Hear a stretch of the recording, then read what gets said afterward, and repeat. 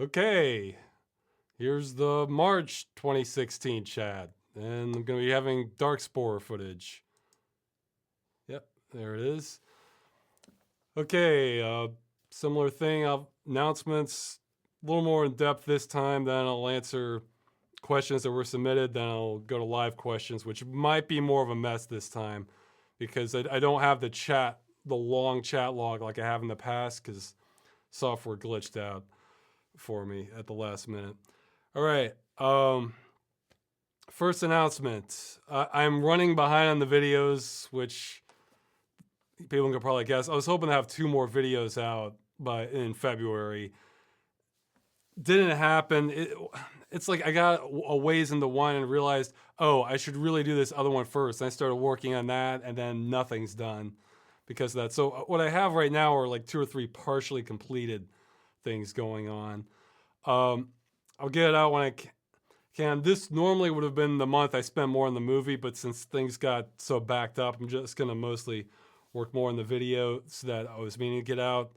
I'll probably try to take it like at least a week to work on the movie and catching up with other things, but definitely expect more videos this month, at least 2, probably 3.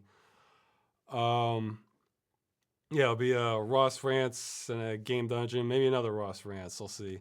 Because I was hoping to have another Ross Rants last month. Let's see. Oh yeah, PlanetSide 2. I'm planning on doing sort of a session where I play with anybody who wants to join. I think I'll start doing that monthly. Based on the feedback, I think I'm definitely going to go ahead with it for the game PlanetSide 2. It's free. I am going to give more details on that, but I think I want to make like a custom video to go with that. So it'll explain what's going on with it and the procedure. And also I'm going to, if you've never played the game at all, I have not been satisfied with any tutorial I've seen on it for brand new players. So I'm going to include just a couple of minutes. It won't be a comprehensive guide, but it'll be enough to get you started if you just have no clue what to do. And I think it'll do it better than any other guide I've seen. So, you know, if you haven't played PlanetSide, but you're kind of interested in joining and playing with me and other fans, then, you know, just kind of stay tuned for that video. I definitely hope to get that out this month. If I don't, it'll definitely be next month. So, and I'm guessing like around this time for the PlanetSide sessions, just maybe like in the middle of the month or something like that. But I'll have more details on that.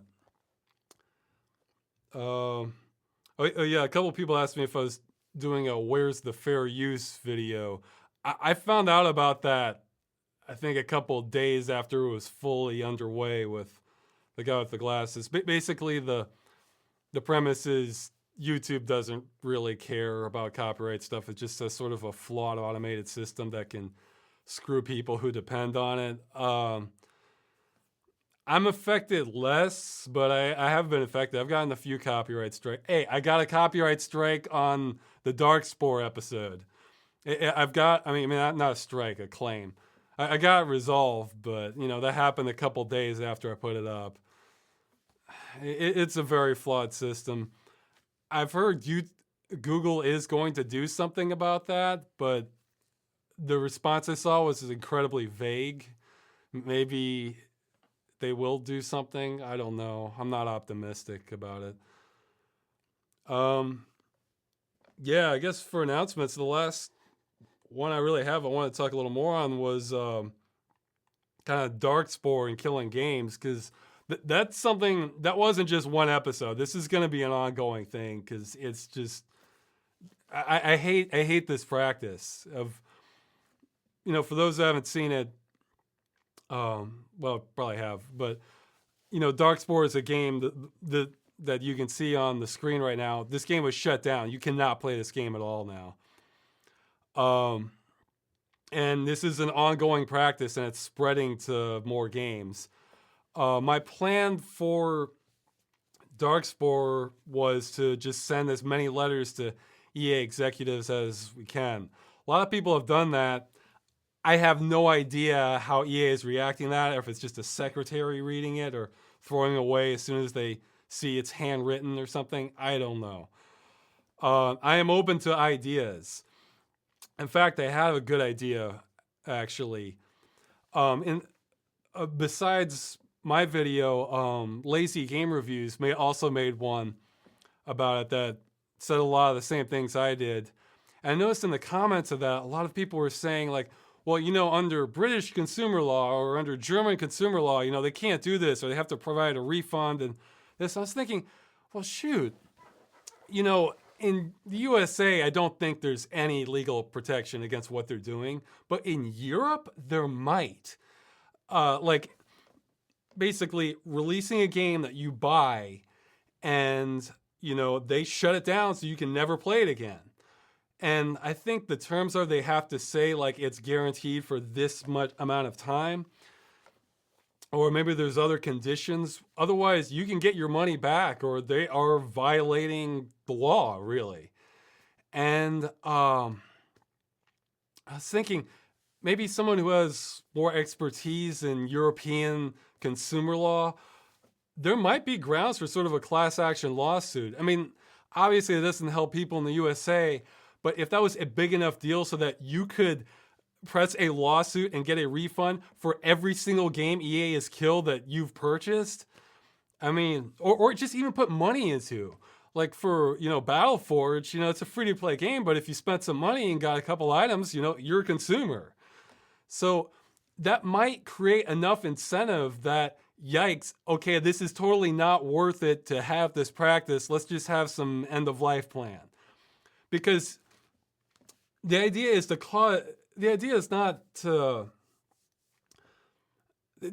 make it harder for them to not have a way to keep the game going than to just do absolutely nothing the way it is now.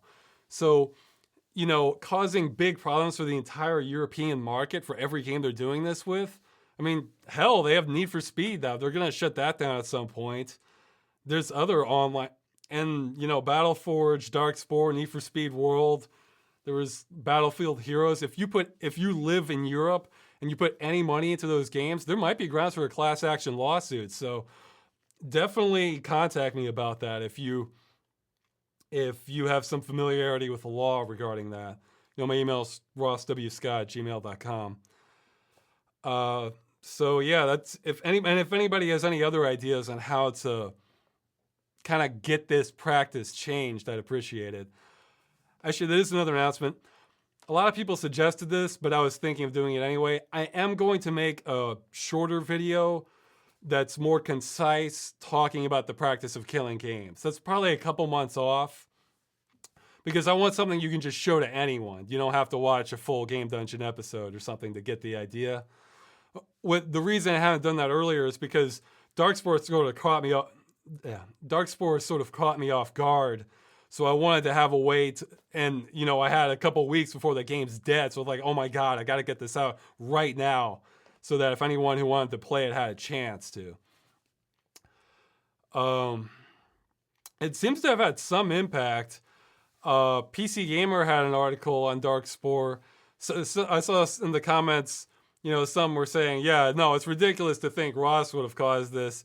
Well, that's possible, but why are they waiting until a week before it shuts down to make an article if I wasn't the cause of that? Why didn't they announce that back in December, when EA announced it? So, yeah, and then Lazy Game Reviews did a video on it. I don't know if he was planning on doing that anyway or did it because after seeing my video. I know he's a big Maxis fan, so... this is going to be a long campaign on this.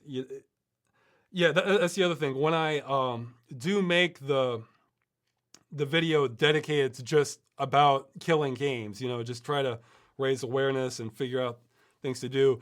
If you have ideas on like what I could do as sort of an accompanying campaign, I have a few ideas. I'm going to try and reach out to like any big gaming YouTuber who might basically do something similar to the Where's the Fair Use videos. Just get, as many, gaming YouTubers are willing to make a message about that or a video about that, that would be awesome. So, because I mean, that's the way to get higher exposure. Although, again, finding ways to reach the companies is a big deal too, because you can have all these YouTubers saying something, but if there's absolutely no incentive for the company to do anything, it still falls a little bit flat. But the more ideas, the better on this. So I'm also going to, oh yeah, if you want to help with this, another thing you can do, I'm going to try and set up a site. One person's actually set up a site that I'm going to hope to develop. I want to try and list as many dead games that there are right now. I figured there'd be a couple categories. 100% dead games like Darksport, like you cannot run it under any scenario, like nothing. Another would be dead multiplayer games. Like there's some games that you can still play the single player just fine, but the multiplayer is completely dead. There's nothing you can do. And then a third category would be games that should be dead, but we've gotten lucky and fans have reverse engineered it so that there's some way to play them. I figure a list of how many games there are like this might help raise some awareness as to how big a problem this is. I guess the tricky thing would be, I mean, maybe we have a separate category or something, because I feel like a game like Darkspore or Battleforge where there's like a full studio behind it, this was, a game you are playing 8 hours or more, going through a campaign or something. I feel like that's on a little bit different level than something like a Facebook or browser game that you're just expected to spend like 5-10 minutes and then you're done. I mean, I don't like seeing any games die, but I figure it'd be good to have a distinction. That way people don't come there and just think it's, sort of throwaway mobile games that are being killed. We want to like show that, no, there's some quality ones or at least quality production ones that are being killed too. So yeah, that's still ongoing. I'll when this goes up on YouTube, I'll put the mailing addresses for the EA executives I have found. Someone did find what are probable business email addresses for some of the EA executives, but I haven't been able to confirm it. So it might be someone who just has like a similar name who also works at the company, or maybe this is an outdated email. It's hard to say. That's in my forums. I forget which thread exactly. So I'm a little hesitant to put those out saying, hey, everybody email this address. I mean, it is a business email address. So I'm not worried about, harassing anybody with that. But it still want to make sure this goes to the right person. So yeah, if anybody has any ideas on how to contact EA, let me know. This is ongoing. That didn't just end with that episode. Okay. Oh, and let's see. Another person emailed me mentioning that the game Dino Storm is shutting down. And I went to their site. Apparently, it won the award for the best browser MMO of the year for 2013. It's a game where cowboys ride dinosaurs. It didn't seem like my thing that much, but again, another game being killed. This practice, it's like a virus spreading. It's gonna get bigger and bigger, and it's starting to affect some games I really don't want to see die. I mean, Darkspore and Battleforge are a little more borderline for me. I mean, but there's others that it's like a nightmare thinking about it. And let's see. There was, oh yeah, I wanted to read actually one on the dead games thing. I wanted to read one comment from the Darkspore on YouTube. This was probably my favorite comment. It was from Vanessa Kindle. I wish I had known it was going down so I could have finished the campaign. Now I feel like I wasted my money. This kind of crap should be a felony. They should be legally required to either make it available as offline and player-hosted servers or release it under the AGPL. As far as I'm concerned, EA just stole from me. That's the attitude I want to foster, okay? This isn't a practice that should be tolerated. Okay, and oh yeah, this is something else I wanted to mention. Sort of a, I guess, minor news event. Machinima, the company, they got fined recently, or I think they had a settlement with the FTC for they had to pay out $50,000. This is for a couple years ago, I think, when they basically had a campaign to pay all to offer to pay extra money to all YouTubers in their network. I wasn't a part of this, to promote the Xbox One. However, in the contract with those people, it said you are not allowed to say you were being paid by Machinima. And that was a violation of FTC law, and they finally got slapped with that. And speaking of which, I can't give any details, but Machinima has violated my contract again recently. I'm slowly in the process of getting that worked out. It's nowhere near as serious as what I had to deal with in 2013. That could have just ended me. But just showing, I just wanted to point this out as proof that no, they really are breaking the law and breaking their own contracts on some things. You know, you don't pay out $50,000 in fines for just a misunderstanding. So, and yes, I guess I am a little bitter about this. That's why I'm bringing it up in this. But okay, let me just check the chat. Okay, things seem to be working all right. All right, I'm gonna start answering questions, and at the request of the assistant helping me, if you have future questions, like if you're watching this on YouTube, the best way to do it, okay, you can. This is different from my normal email address. If you email Accursed Farms Stuff, that's 2 S's, you know, between farms and stuff, at gmail.com, you can send your question or topic you want to hear about there, and like it can get considered for the next chat. And the other way is I'm going to start having one forum thread, I guess, per month. I'll probably do that around a week prior to the next, or maybe a few days prior to the next video chat. Oh, geez. Okay, yeah, I should give the next video chat will just be, I guess, the first Sunday of next month. I'll put the details on YouTube, and around the same time, 4 p.m. Eastern Standard Time.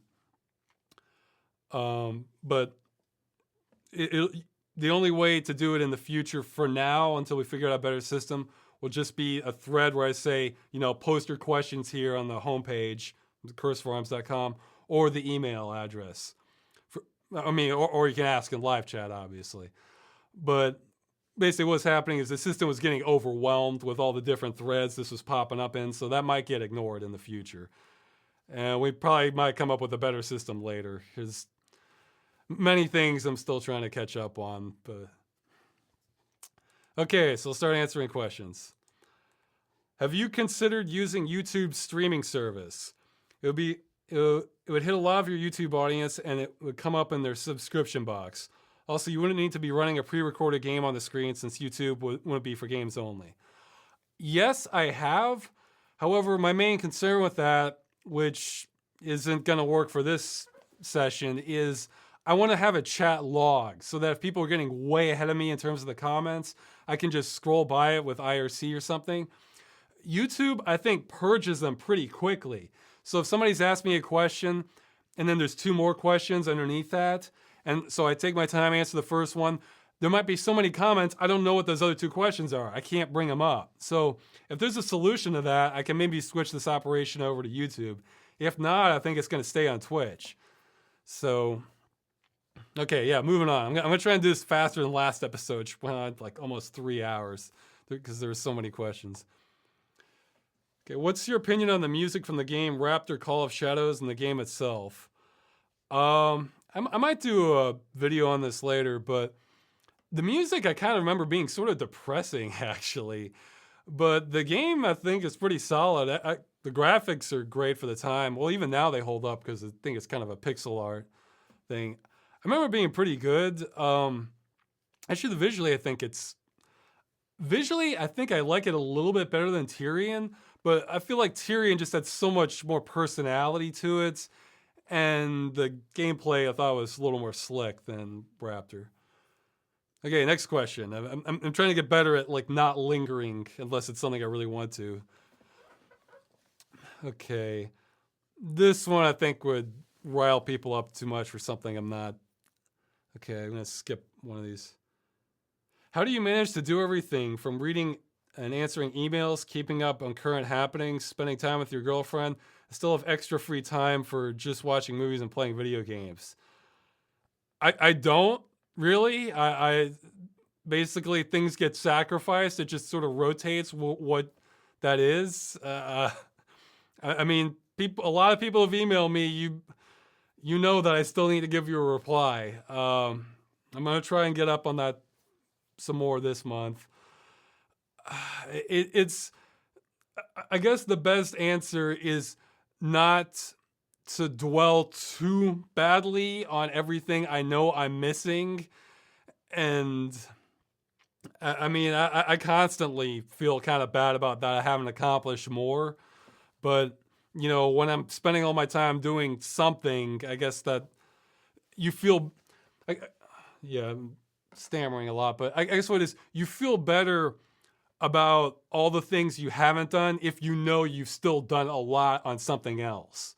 That's the best answer I have. So, and part of me feels like I'll catch up to everything eventually, or at least the stuff that's most important. But yeah, I don't always have time for it. That's actually part of the reason I do these monthly chats. Is it forces me to communicate with everybody once a month. So even if I'm just way behind, like, hey, last month I have 2 videos I meant to have out last month that still aren't out. It's a way so you guys still know what's happening. So yeah, just try your best and don't get too bogged down about what you haven't done. Have you played Max Payne 3? No, I haven't yet, actually. How does it compare to you in regards to the first 2? Can Max Payne be Max Payne without Sam Lake? Part of the reason I haven't played it is 2 ended on such a solid note that it's like, man, did they really need to make a third one? I mean, this was like before it was even announced. I was thinking, yeah, okay, they wrapped that up in 2, I thought. As for Sam Lake, Max Payne just hasn't been quite the same for me since 2 because they changed his face. Like, I like the classic Max Payne look, which I know that wasn't their intent, but, I thought Sam Lake has a distinctive face, so I'm sure they could keep Max Payne going without Sam Lake, but he would have big shoes to fill if he was not a part of it.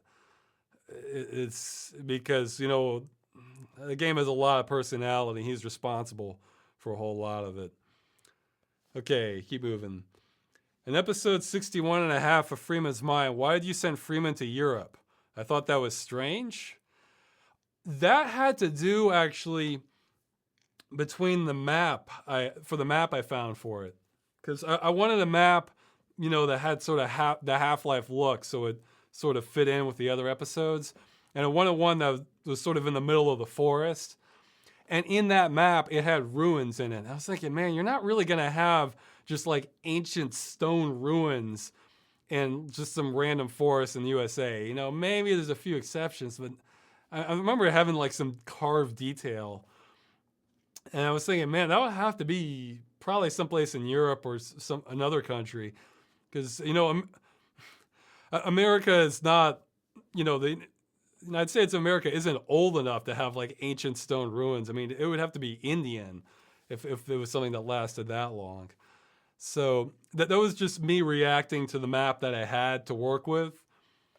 And yeah, because that episode was basically I wanted to give Freeman something resembling a happy ending, something the Half-Life series has never done. So, okay, yeah, next question. How do you come up with the ideas for your more scripted videos, like civil protection? Is there a process, or the ideas generally just come to you? They can come from different. It's not really a process. I mean,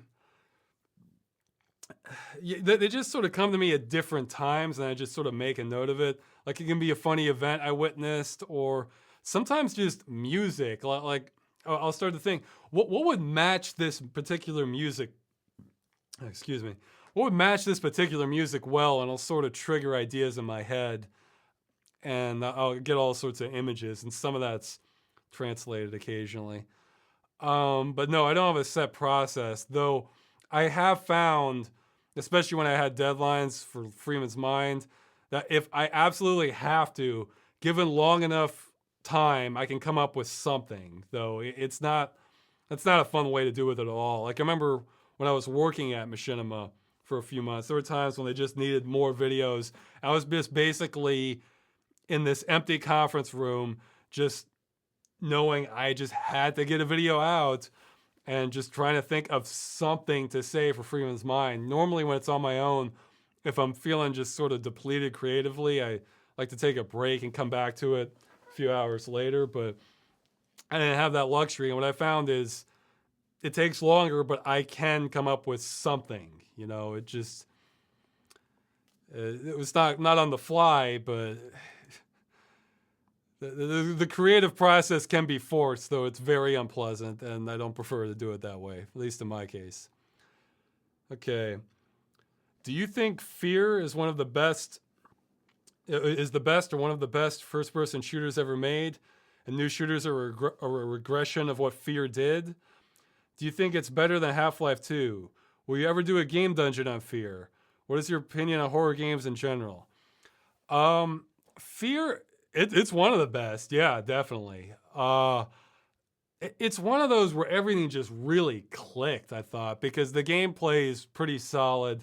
The effects, even now, I think, just because they spit out so many particles at you, and it's just, you know, roughly believable with the amount of carnage, visual carnage it causes from the gunshots, and just, you just completely wreck the environment in that. And there's a lot of blood in it, but you know, guess what? The human body has a whole lot of blood too. I don't think it's actually that over the top in terms of the amount of visual damage that you see. And you know, it's weird because the environments are probably the most drab you can think of on their own, and has sort of like a gray lighting effect to a lot of things. But again, it all clicks. It all works because there are these office environments and hallways and warehouses. You'd think that would just be death to have a game set in there, but no, they make it work. They get this mood right with the music. It's paced well. It's a solid game. I've only played the first one and the expansions. I still need to play Fear 2, and I've heard the third one isn't that great.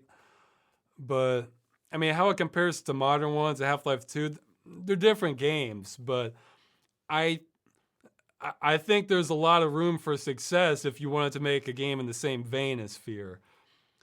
What's my opinion on horror games in general? Well, I definitely like them. One thing I don't like in horror games is, this goes to movies too, I'm not huge on ghost movies or games unless they really have some bite to them. I don't like ones where it's just like half the movie or the game is just like, oh, something might have moved. I don't know. I like something more that's just real obvious threat, or just, you know, they're trying to figure out how to deal with it rather than just sort of messing around with you. I mean, Fear does do some of the, oh, something spooky, but they have a lot of real threats in between that, and it keeps escalating. So, okay, moving on. Is the movie I'm working on a black comedy? Partially. Yeah, I'd say definitely parts of it are. It's not completely. I plan to kind of go back and forth with it, but it's gonna have multiple kinds of humor in it. So I kind of want to have it paced well. Okay, I don't know what this is asking about, so I'm gonna skip it. This has probably been answered, but what is the most disappointing game that you've played? Yeah, I saw this one before. You know, I'm hesitant to answer this because I know this is going to piss people off, or some people off, or upset them. But, you know, what the hell? I guess I'll probably lose some subscriptions by saying this, but okay, the most disappointing game is not going to be the worst game, because to be disappointed in a game, you have to have expectations. For me personally, I'd say the most disappointing game I've played would be BioShock. Now, okay, before everybody goes nuts, there's two big reasons for that. One, I saw some of the preview videos talking about this beforehand, and I wasn't even that into it. But once I saw those preview videos where the developer was talking about it, it kind of won me over. But the way they were describing it, it sounded like a much more in-depth version of something like Arx Fatalis. Like it sounded like there was going to be like these whole societies within Rapture that you were influencing, and much more RPG-ish than what it was. Like, and of course, the second reason is, in my opinion, I think BioShock is inferior to System Shock 2 in every single way except graphics. I mean, System Shock 2 is scarier. I like the writing better. I personally like the music better. I like, I mean, this is more of a subjective thing, but I like the setting better in System Shock 2. If you're a huge steampunk fan, I can see where BioShock could be one of your favorites. And the thing is, it copied it just so thoroughly. Now, you can do that for some games. Like, I was thinking, like, you know, the Castlevania games are really sort of copying themselves a whole lot of the time. Yep, go through the castle, go kill Dracula. But, like, the narrative and the story isn't really the strength of those games. It's the gameplay and the different environments. And those tend to keep it fresh between the different games, or ones that do that. Whereas, for me, BioShock felt like an inferior version. I mean, if you're gonna do a remake, or I guess not a remake, but a spiritual successor, you know, see, BioShock is so similar to System Shock 2, it almost isn't even a spiritual successor. It's more like reimagining. I guess that's the word. And I feel like if you're gonna do that, man, the standards are so high. I mean, for fans of the original. Like, how many movie remakes are there where the remake is actually as good or better than the original? It's very rare. Like, horror movies, they must have remade just hundreds. And I would only say there's only a couple where I'm thinking, yeah, that remake was really good. So for me, that's what BioShock was. Yeah, I know there's a lot of people who are huge fans of it, but, you know, hey, you can take the System Shock 2 challenge. I've done this to two of my friends where they played BioShock first, and then I got them to play System Shock 2, and they thought System Shock 2 was the better game after playing it. Now, I will say for System Shock 2, there are two, I played it where there's two lines you can edit in the config which make the game a lot more enjoyable. One, it removes degradation of guns because, you know, that guns kind of last more than 10 shots. And two, it removes respawning to the point where it was just stupid. So I played the more polished experience of System Shock 2. But yeah, okay, so let's see. Let me check the stream here, see if anybody's left in it. Yeah, there's still a few people. Okay. But yeah, for me, it was, and oh yeah, I guess the number 2 most disappointing game is going to get its own game dungeon. And number 3, I think, would probably be Supreme Commander 2, because it just felt like such a letdown compared to the originals. Usually a most disappointing game is going to be a sequel, or a game that's just been built up. A sequel of a really good game, or else one that's just been built up way beyond what's deliverable, I think, is what's generally going to happen. Let's see. How did you get started with video games? Not making videos, but playing games. Did someone introduce you to gaming? Did you pick it up on your own? Well, I was lucky enough. My father had a Commodore 64. I was able to play some of those. Oh yeah, that's the next question. What's the first game you remember playing? I don't know the first one exactly. It's sort of blurry in my memory. River Raid was pretty early on. There's also a DOS game called Castle, or Castle Adventure, that I played. That was very simplistic ASCII art that we're playing. For console games, I visited a friend who had a Nintendo. I remember being god awful at Super Mario Brothers the first time I played it. It was definitely a learning curve. Like I was struggling to get past the first Goomba the first time I played Super Mario Brothers. I forget how young I was. But yeah, I guess kind of being lucky enough to have a parent who had a computer was my first exposure to video games. Let's see. What is your opinion of Windows 10 being pushed on previous owners of Windows users? I think Windows 10 is kind of scary in the sense that they're trying to make everything automatically updated. I've seen that happen in Source Engine. And if you're really trying to get real work done, that's kind of scary because it can change things. And look, I'll make a psychic prediction right now. Eventually, or maybe this already happened, there's going to be some update that causes problems. And if you're in the middle of something real important, like a project or a term paper, work assignment, you don't want that. You want to be able to control when and if you get updates. You know, I can understand having that stuff all stuff on by default, you know, because the average user, they might not realize if there's a big security risk or something, but I think it's a real bad precedent. I don't know. Microsoft does a lot of things that I wish they wouldn't. I don't know. Well, I'm going to talk about that some later in Ross Rants. Not the next one, maybe the one after that. Let's see. What are your thoughts on Path of Exile? Okay, and then they talk about the opinion on it. It's good. You know, I've played through it once or twice. I guess the main thing I don't like is that if you have like a custom build you have in mind, it's not always a simple process to get there. You might have to do lots of grinding. Or I guess you can sort of barter for it, but it's not a very straightforward way if you know what you're trying to do. But it's just an incredibly solid game. It's not the sort of thing, I guess with Diablo games, I think there's kind of two different crowds. There's people who play through it kind of once or twice, and they're done with it. And then there's people who are playing it like every week or every day even. I'm not really part of the latter crowd because, you know, I've seen the game. You know, I've seen the environments. I've seen the story.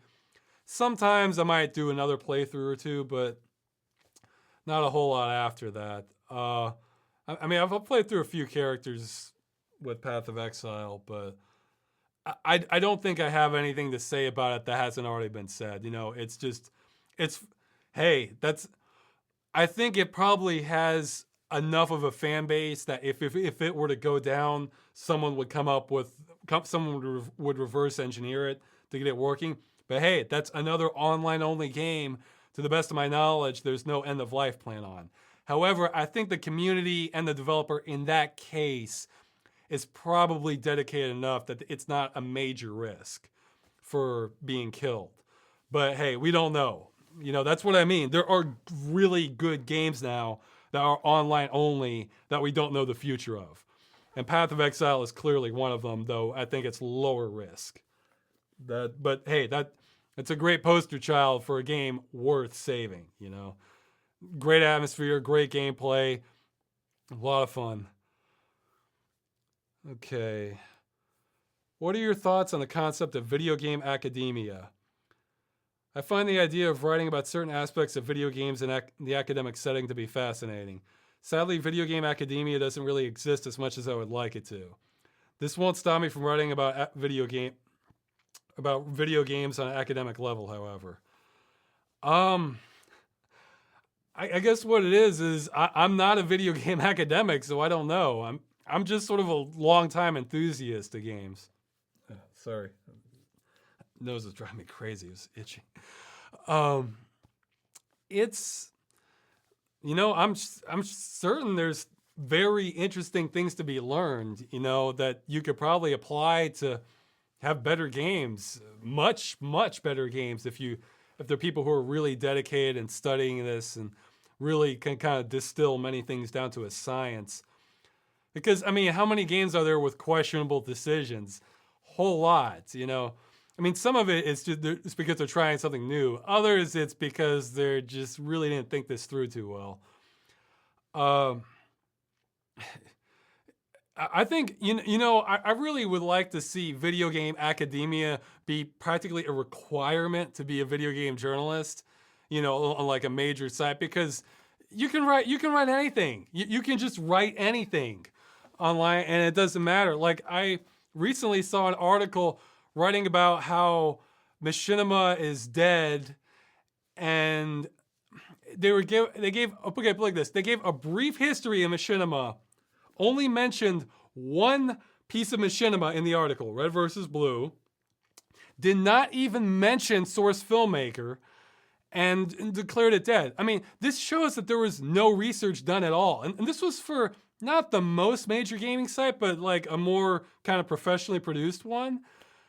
I forget the name of it or the article, but that shows no research. If you don't even mention source filmmaker, which there have been hundreds, if not thousands of videos on, hundreds of good ones probably, maybe thousands of good ones, and the Saxy Awards, which Valve hosts every year for multiple years, that shows you're not doing research. I would love to see certification in game journalism, from a video game, from an academic source. I mean, you might have heard me rant about how I hate these articles about how adventure games died, or Back from the Dead, when they never were dead. They just went to niche status. If you had a degree in video game academia, you would know that was not true, and you could. I'd love to see sort of a knowledge authority on video games. That'd be great. I think there's lots of potential for it. Okay. I think I'm gonna skip a little bit of these. Let's see, because one person's asking. Some of these questions got mixed up. We're seeing duplicates. Do you think that there will eventually be a revolt against Valve due to negative press and lack of communication from them? Recently, I ran across a lot of people who hate Valve right now. I'll take a gamble and say not as long as Gabe Newell's still there. In the future, anything can happen, but I think.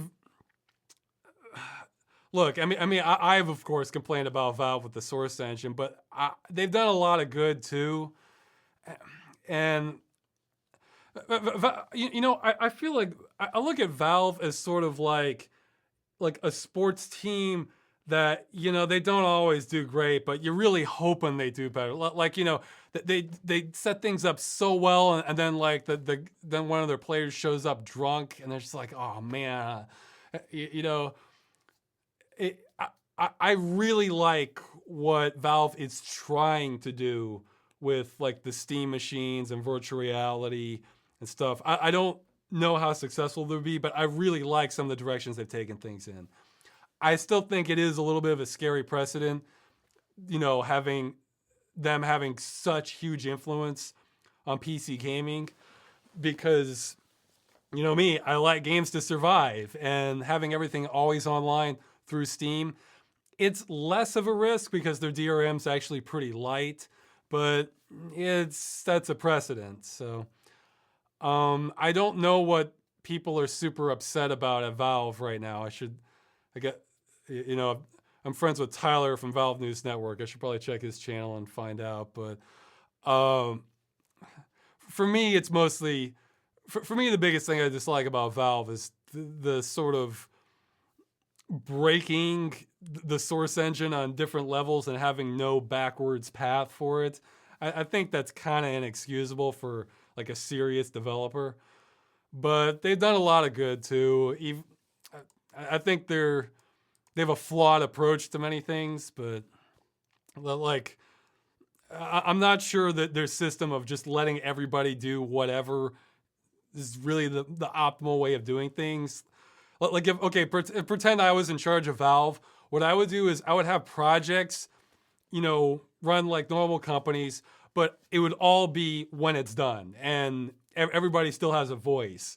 Because I think there is such a good thing as good management. Like there could be a project leader, but really he's not like power tripping over everyone else, and we have to do just what the top people want. It would just be, hey, have you worked on anything in the past week? Just kind of checking in with people.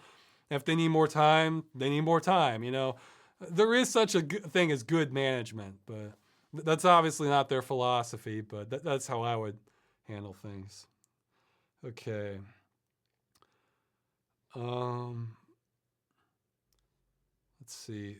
Okay, one's asking, who are my most liked and disliked people named Ross? I don't know that many people named Ross. I think I've met maybe 2 others like in person before, and they were just some dudes. So, I mean, yeah, there's Bob Ross, but Ross is the last name. I think there's a director actually called Scott Ross.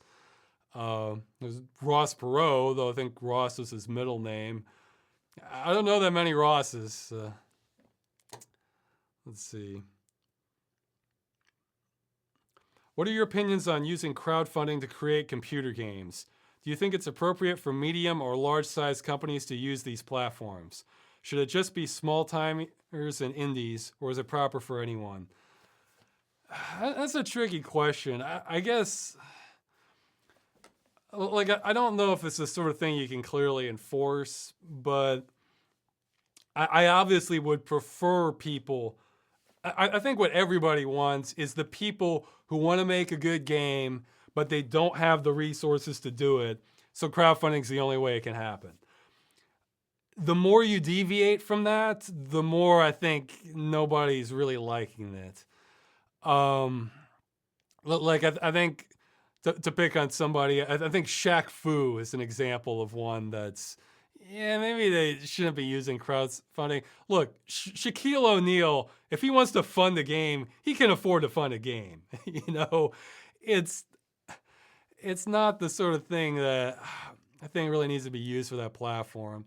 But but again, how do you sort of remove that element? It's kind of it's a tricky situation. But yeah, I obviously, the people who I most wanted to be doing crowdfunding are the people who just really can't make it happen without the resources that come from it. I really am happy we do have crowdfunding, as flawed as it is, because some of my favorite games over the past few years, big chunk of them have come from crowdfunding. So, hell, the Oculus Rift comes from crowdfunding. That might have happened organically on its own, might not have, but I'm so glad we're getting virtual reality this year. Let's see. Uncanny Valley was featured in your top 10 most anticipated games video, which unfortunately turned out to be a disappointment for you. Assuming you've played any of the other titles in the list, have you had any more letdowns? Have any turned out to be as good as you hoped? I've played a few. Some of them still aren't out yet, so that was a good list, going way ahead in the future. But let's see, yeah, Dex, I've played that. It was awesome. It was great. The ending was pretty disappointing, but, well, I mean, that disappointing is just short. Just an unfortunately classic PC game ending where it's just like, okay, 20 seconds, yeah, we're done. Yeah, but yeah, the game was great. It was like a side-scrolling Deus Ex with a lot of Blade Runner elements to it. So I enjoyed that one a lot. Let's see. Most of them, the ones that are still in early access, I haven't played because I usually tend to avoid early access games unless I think, yeah, this thing's practically done, or else I'm not too committed to it because it just pays to wait, What's one? Because I bought a copy of Miscreated that was on the list, got during a sale for $7, but it's still early access, so I'll figure I'll wait on it. Let's see. I don't have a copy of it, but I played through it, borrowing it from a friend through Steam. Grey Goo. It was pretty good. It's I would call it a AAA game. It's a AAA game in every way except marketing. You know, lots of polish, good cutscenes. It's just I wouldn't say it's like mind blowing, but it's just a very solid real time strategy game. Let's see, I know I played some. Oh yeah, I tried out Sunless Sea. I wouldn't say that's a disappointment so much as it's hard. It's difficult for me to get into. It's kind of daunting because you start the game and it's like, okay, how many mirrors would you like? Do you need more secrets? There were some other adjectives. It has a high learning curve. And the vibe I'm getting from it is, well, of course, Ross, you're supposed to die many times and not really be sure what you're doing wrong or if it's even really that preventable. And I don't know, it's kind of hard to get into those because I can like the roguelike formula, but I really like to have a fair chance. And I'm not sure if Sunless Sea is giving me that or not. It has a high learning curve combined with high difficulty, and I'm not sure if it's fair or not. So, man, I love the theme, though, but I don't know. I'll probably try and give it another pass at some point, but that kind of turned me off from it. Geez, there's a big list. I'm trying to remember what else was on it. I think I made some notes, actually. Oh, yeah, The Crew. I've bought that too. I got it on sale for $11. Boy, that's I've only played about 5 minutes of it actually because I just want to make sure it ran well. My system isn't really beefy enough to run it at full speed, but when I eventually upgrade it, it's one I'm definitely gonna look forward to. From what I saw and for what I'm looking for from the game, I think I'm really gonna like it. The car handling wasn't the best. And I think a lot of the criticisms against it are legitimate. But for me, I basically want that game because I want to drive all over the USA and see the environments they made. And the fact that it has a story, even if it's like the most kind of boilerplate Fast and Furious ripoff thing, whatever. That's a bonus to me for racing games because driving games don't frequently have much in the way of stories. A lot of them don't have them at all. So that's just an extra incentive to play it. But I'm really looking forward to that. And hey, look, even though I'm going after EA because I think they're the leader, The Crew, online only game, it's a game I do not want to die. Man, if I would really like to contact maybe their creative director or something and just see if I can just plea with them to try to get that game, come up with an end of life plan for that game because look, even if you're not into driving games, you can appreciate this game has some value that they've modeled the entire miniaturized version of the United States in it, that you can just explore everything. I mean, even if you're not into that genre or the game itself, you can appreciate, oh yeah, that does sound like a lot of work went into that and it's something at least some people would be interested in. You know, that's what gets at the heart of this stuff. The games I really care about dying. So, yeah, I think I said in the comments I thought Ubisoft would be number 2 on the list. Actually, I'm wrong. I think NCSoft will probably be number 2 after EA. NCSoft has probably killed more games. Well, I think they haven't killed as many games as EA, but I think they're probably number 2 that I know of. But man, and if anybody has ideas on how to get The Crew to survive, man, let me know. It's okay. Yeah, you're getting... Wow, I'll have gotten through all the existing questions in about an hour. That'll be great. Let's see. Okay, in your wildest dreams, which of the games or franchises you've covered in Game Dungeon do you think would make an awesome movie or TV series? Well, see, out of the ones I've covered so far, I think I'd have to put Quarantine as number one. I mean, it's a very punk, post-apocalyptic inner city movie that could just be really awesome. Let's see, what are some others? Well, yeah, I think Quarantine would be number one. I think Eternum, it might not work, but it could be potentially be pretty interesting. It'd be interesting if it was done right. It may not be like number one thing. Strife could be good. It would need more development to make a movie out of it, and that could easily just turn into something generic. I think Quarantine is more difficult to make generic. Let's see, what else have I covered?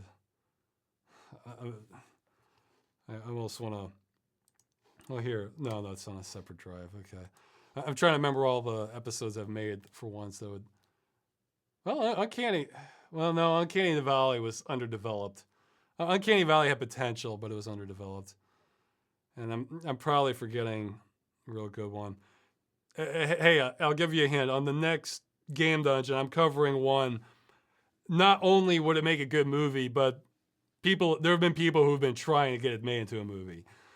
So, no, I don't want to give too many hints. It's going to be a science fiction one for the next game dungeon.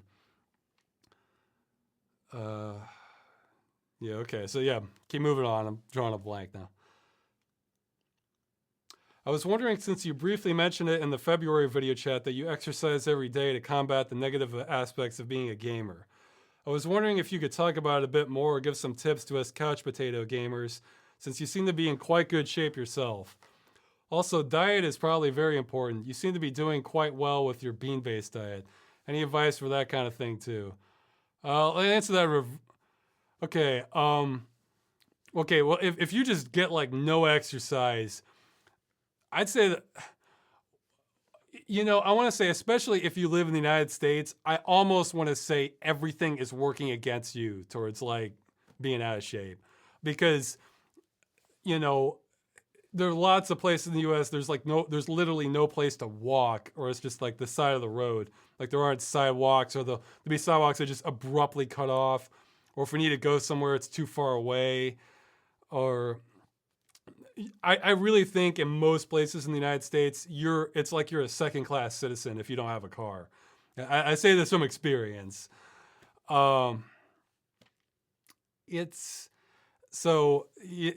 And for food, it's probably the biggest thing you can do to like lose weight food-wise is avoid sugar, and to another extent, white flour. And the problem is we're adding sugar to just everything in the U.S. There's going to be a Ross rant on that, actually. Kind of like get more into depth than that, but sugar, but like this, I can be running about 5 miles a day. I don't normally run that much, but if I have a couple cookies, that's it. I'm gonna gain weight. So sugar, I think, affects it more than anything else. Now the problem is, yeah, it's they're adding it to everything, but if you do manage to go off it, you're kind of gonna, your life might end up being pretty miserable too. So that's rough. But hey, let me give some more positive here. Like if you just get like no exercise at all, I'd say the best thing to do is just try and force yourself to just go on a walk somewhere, the best you can, like 20, 30 minutes a day. Because if you get just no exercise and go to just walking for like 20 or 30 minutes, that's something most people can handle unless they just really have big medical problems. That alone might add like 10 years to your life. More so than I think anaerobic exercises. I mean, yeah, hey, you don't need any equipment to do something like push-ups, but for like long-term health benefits, aerobic exercise, I think, tends to do more. Because even if you're overweight, I've read that just having like your heart kind of in good shape and getting regular exercise just does so much for your long-term health. So even if you never manage to get rid of all the pounds, knowing that your heart's like in much better shape than it would be, than someone who might look a little more fit, but the reality is they're not getting enough exercise and they're just sort of on a real strict diet. I think you're actually healthier being overweight but getting regular exercise. Uh, but yeah, the biggest problem I have with exercise is just that it gets boring. I have an MP3 player. I listen to this stuff when I go out. That my dream is someday I'll have enough space that I could have sort of like maybe a virtual reality gym, or just some screen to watch like game demos or something while I exercise. Virtual reality gym would be awesome because then you could just walk and get one of those like 360 treadmills and just walk all across some game world. Though I get the feeling that for real exercise, sweat and heat might be a real problem and make it just not a pleasant experience to use. So I don't know, but that would be the dream, to have just some escapism, because then it wouldn't even be like exercise. It would just be like more immersion. So yeah, that's the best advice I have, is see if you can just kind of force yourself to just go on a walk each day if you can. Unless you're, or if you skip, or if you feel like you have to skip one, or if you're too busy, try to do it the next day. And it's more important health-wise to have it regular rather than, like, you're going to have more, assuming you even could, you would probably get more health benefits from walking half an hour every day for a month than just running once for like 10 miles. I mean, that'll both be good, but just the regular activity of it can really stack up over time. Actually, there's you might want to look it up. There's a video College Humor did where they interviewed a professional StarCraft player, and I forget the title of it, but you could probably find it. And in it, he says that he exercises every day because apparently it kind of keeps his brain a little more fit. Yeah. He was like one of the best for North America. And in the video, they pit him against some of the College Humor staff. But yeah, he says he exercises every day, and a lot of professional gamers do also. So, if you really want to be like a competitive one, it sounds like it's almost necessary just to keep your brain clear. That's one of the reasons I do it, is like if I don't exercise, I just can't think as clearly. It just, my concentration just goes to hell then. So, okay, getting close to the end of the sent questions. I was wondering, since finishing Freeman's Mind, have you ever sat down and watched the whole thing in one long marathon?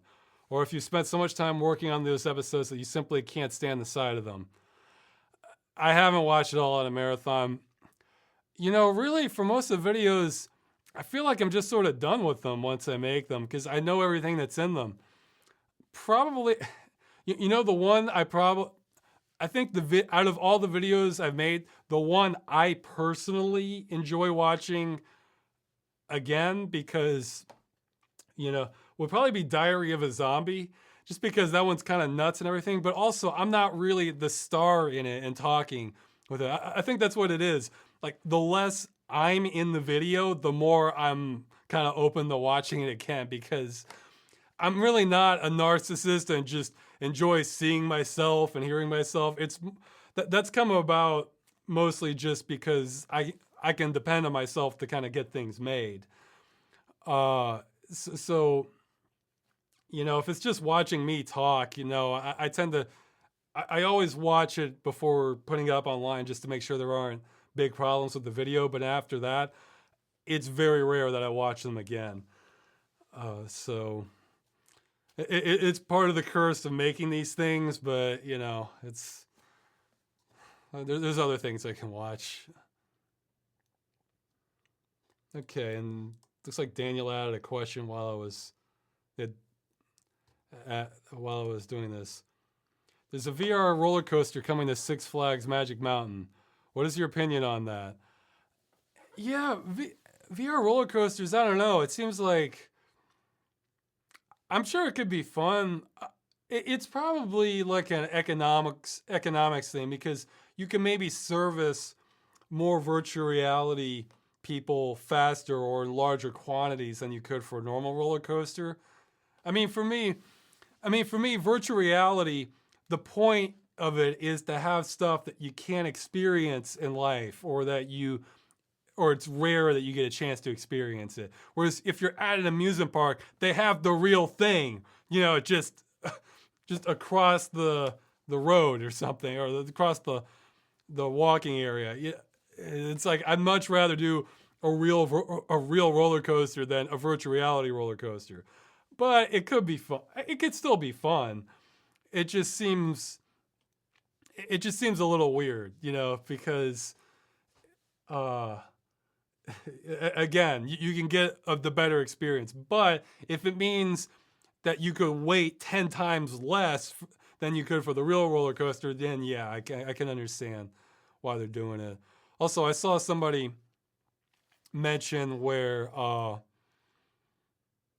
let's see. Oh, okay. Okay. Daniel's editing the question list here in real time. He's saying there's an actual roller coaster one. Yeah. There was an actual roller coaster where you're in a jet fighting aliens, but still riding in a real roller coaster. I don't know. I mean, maybe it'll be good. I guess for people who spent a whole lot of time at amusement parks, then I can see this having more appeal. But for me, it's like just being at an amusement park, having a roller coaster. That's great, Like, hey, once they have some roller coaster tycoon knockoffs that support virtual reality, I'll probably want to try a few of those. I mean, yeah, it won't be good as a real thing because you won't get the G-force and everything, but it could be good. But I guess I'm a little more skeptical of that because it's a freaking amusement park already, Okay, I'm just sort of repeating myself. All right, yeah, I got done a little over an hour. So now I'll go to live questions. This time I will not have a log of them. So I'll try my best. If they get purged from the chat, sorry. I guess you can ask again and try and repeat it. Okay, somebody put one up here. Were you ever oh wow. Okay, hold on. It's going out of my site already. I have to sort of freeze it. Okay, and then now I lost the question. Okay, there it is. Ross, will you ever consider playing a total conversion mod for Game Dungeon? Yeah, I actually had one plan at some point. Okay. Ross, would you like to meet the Piggyback Bandit? What questions would you ask him? Sure, I'd meet him, get his autograph or something. Yeah, maybe a photo with him. I guess he would ask me to give him piggyback ride, which I don't know. He's a heavy guy, but I maybe do it. What questions? I don't know if I'd have any questions for him. Just maybe if he has any good stories, stuff that didn't make it into the news. That's probably what I'd ask him. What do you think of the Toho game series? What about Discworld? I still haven't played Discworld. I know that has like a whole kind of cult following to it. Toho game series, I'm not a fan of bullet hell games. I can take hard games, but that's a little too hard for me. Sorry. Are you a Whovian? Not really. I mean, I like I've seen several of the Tom Baker Doctor Who's. I'm going to try and catch up to some of the later ones at some point. Yeah, I don't know. It's one of those I just haven't gotten around to. There's a lot of other shows I've watched also. So, I mean, I like Doctor Who. Hey, I will say I think Doctor Who, especially the one from like the 80s, around that time period, a little bit earlier, I will say the Doctor Who theme song is one of the best just ever in television, like of his show. I mean, it's just so awesome. In fact, I've been pretty disappointed. Sometimes you can see YouTube videos where they show the theme song for every single Doctor Who, and the newer ones, no, they lost some of the. I'm just talking about the theme song. They lost some of the magic of it. Like the one for, Tom Baker, the Fourth Doctor, the one around that era and like before and after it a little bit or even the original for its time is just amazing. In fact, I think the studio, when they first released Doctor Who, I think I read that the studio even said they got a call in from like an upset mother because like basically they thought the theme song was just terrifying to their children, to their child. It has some depth to it. I love it. So, okay.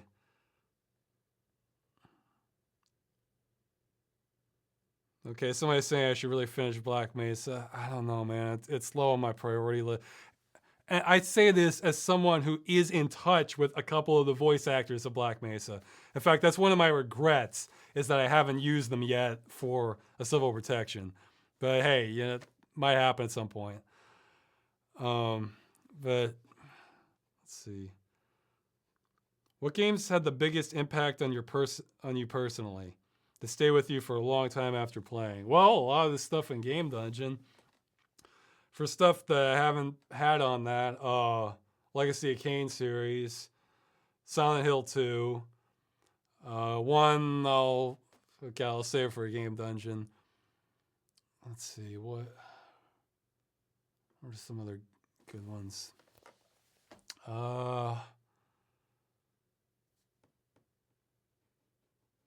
Trying to think of a more recent one.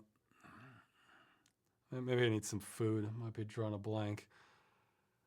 Yeah, I don't know. I mean, they all tend to be ones with just really good atmosphere. Story. Well, hey, Unreal.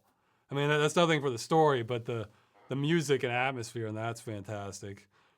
And I'm trying, because I mean, hey, System Shock 2, Deus Ex. You know, mentioned.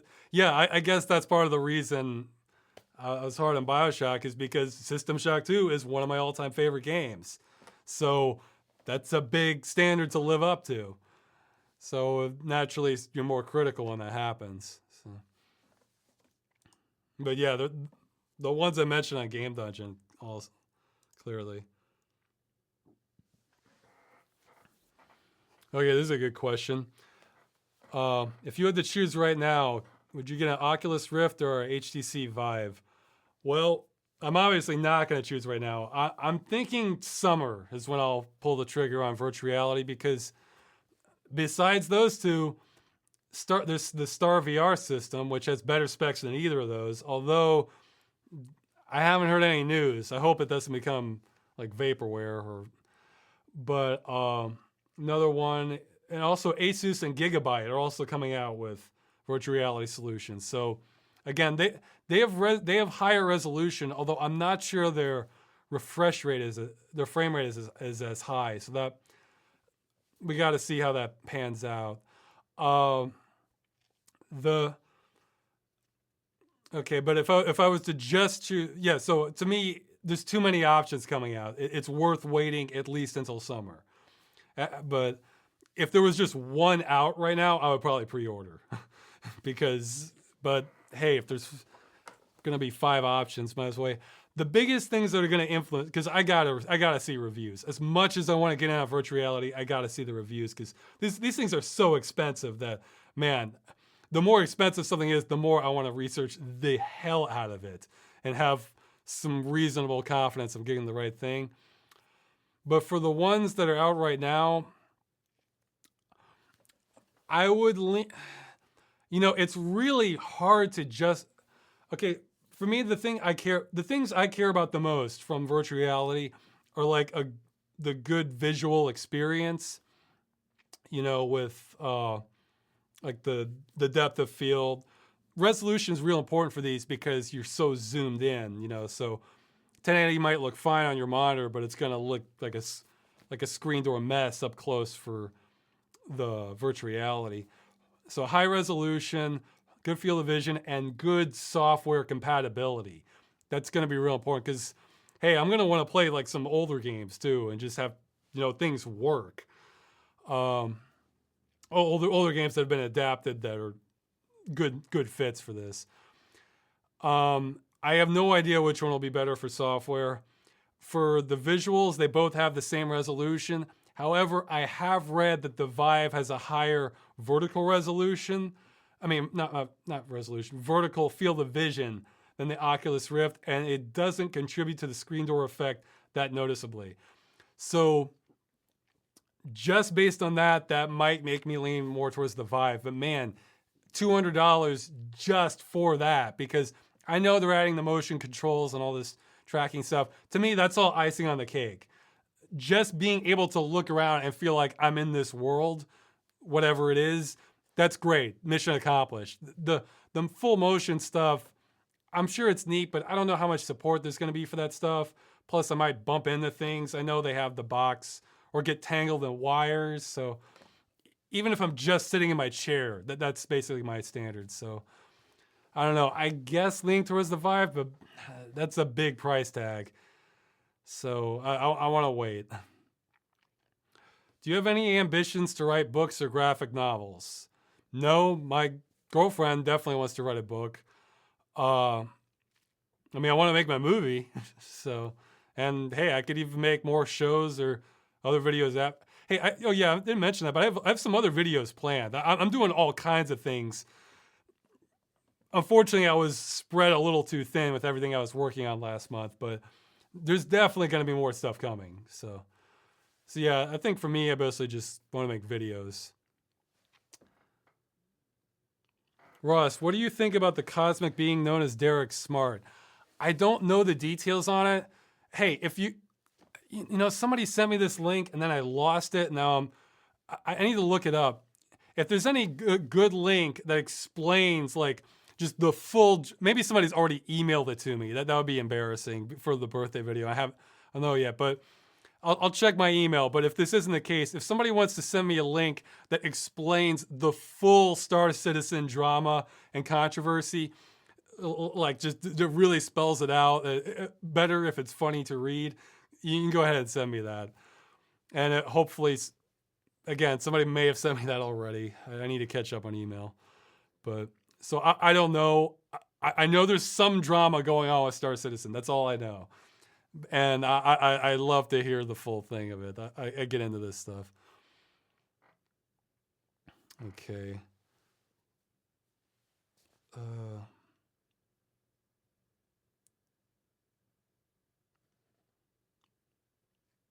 Okay, someone's suggesting Death to Spies is a good stealth game.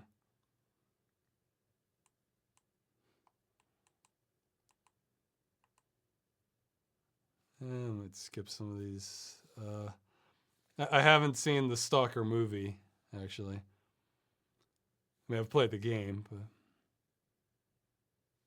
Okay. Speaking of end-of-life plans, if Steam went down, what would happen to all those Steam-only games? It would be a big recovery, because there are Steam emulators out right now. So it would have to be a community effort for everyone to just happen to have the install files and just contribute them. Although, who knows, the lawyers might try and slap that down, so it might be just this big underground movement.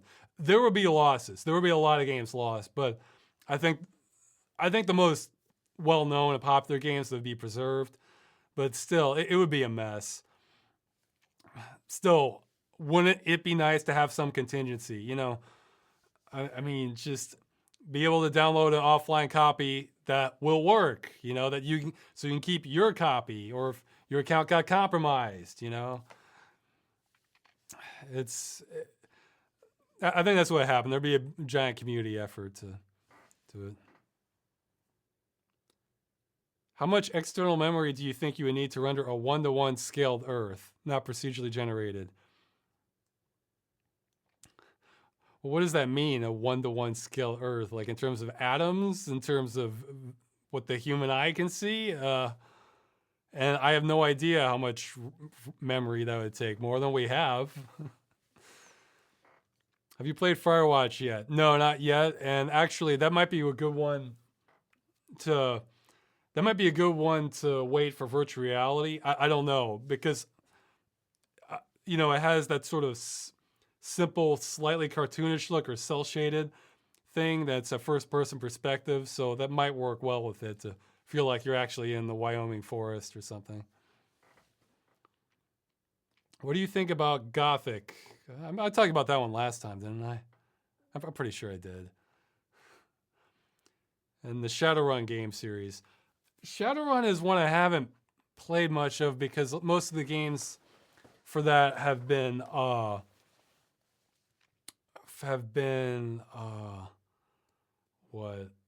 turn-based combat. I think they had I think there was the one crossover one that wasn't. I think it was like multiplayer only. So I haven't played that one. So all the screenshots I've seen of Shadowrun look great, and I know a little bit about it. It's sort of like fantasy meets, cyberpunk kind of world, but don't know much about that. Okay. So someone's asking me a political question. I don't know, man. I think I should. I think I should just avoid that for the gaming stuff. I mean, yeah, I cover a lot of stuff that's not related to games, but it's just whatever I think, it's not going to change anything. That's how I feel about it. Whereas, like, the trying to get old games to not get killed, maybe I can influence that. Okay, now the screen keeps. Okay. Oh. Next time this will be better because I'll have IRC working, and I have to. The questions are kind of getting shot up again. Okay, where in Virginia did you grow up? Roanoke, then Blacksburg, so that's Southwest Virginia. Let's see. I've heard some people say gaming is an art form and medium and it's still figuring itself out. Do you agree? I know I answered this. I don't know if it was on this or the Total Biscuit podcast, though. But yeah, the short answer, I guess I'll repeat this again. On a simple form, yes, of course. Because, a Saturday morning cartoon's art, by that kind of definition. On the more, whether gaming is high art, I think there are a few that qualify, but they're very rare. So, yeah, I'm pretty sure I did talk about this last video chat. Ross, when was the last time you got a haircut? Well, I think when I was getting my criminal justice degree, I had short hair for that. It might have been the last time. I don't know. Well, yeah, I get a cut every now and then, but I mean, I figure you mean like short hair. So yeah, that would have been. Jeez, might have been going on like. Yeah, I kept it short for a while afterwards when I was doing security guard work too. I don't know. I want to say like 2007, maybe something like that. 2007, 2008. Okay, now I'm trying to find.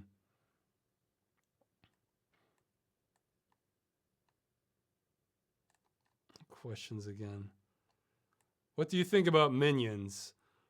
Well, he says this lowercase. So does he mean like having actual? I think having actual minions would be great, but maybe he's talking about the license property or DreamWorks, whoever does that. I watched the Despicable Me. I skipped big chunks of it.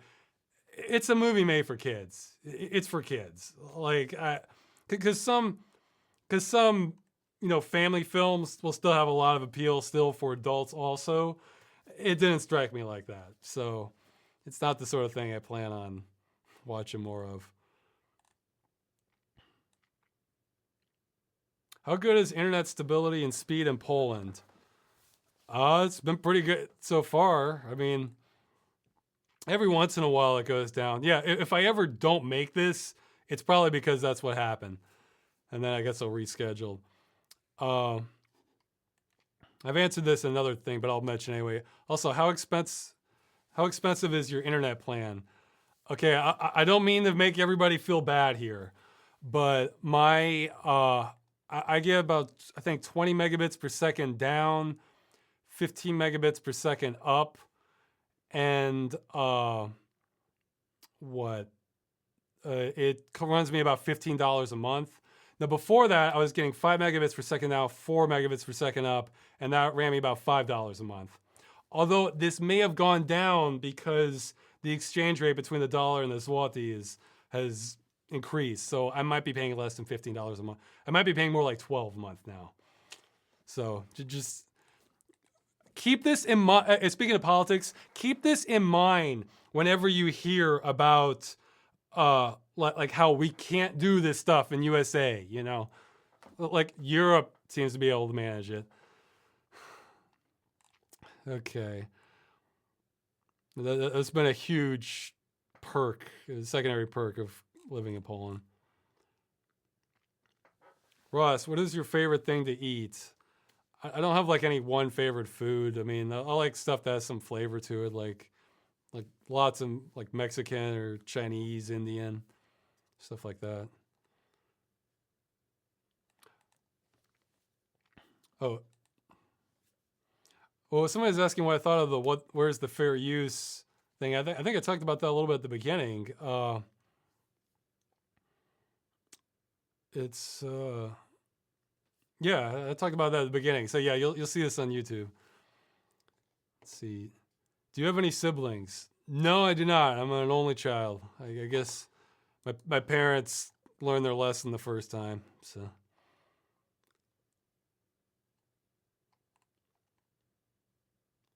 Let's see.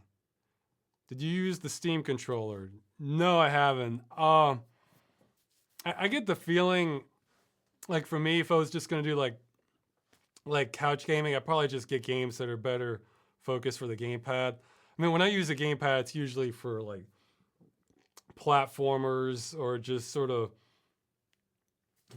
real kind of simple stuff.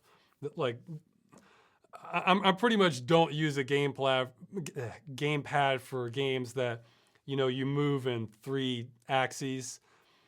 Just sort of simple platformers, I guess, or like an RPG or something that's like a top-down view that feels pretty natural using gamepad for it. So like I am worthless aiming on a gamepad. That's what I showed that in the Strife episode. I'm just worthless. Okay. Let's see. Do you feel like you've created too many mosquitoes against EA killing games? Do you feel somewhat worried? I feel worried we haven't done enough. Any angle we can find.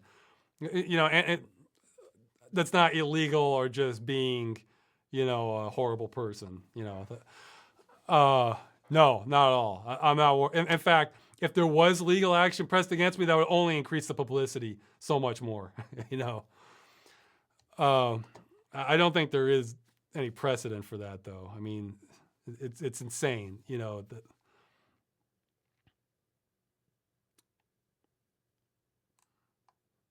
Okay.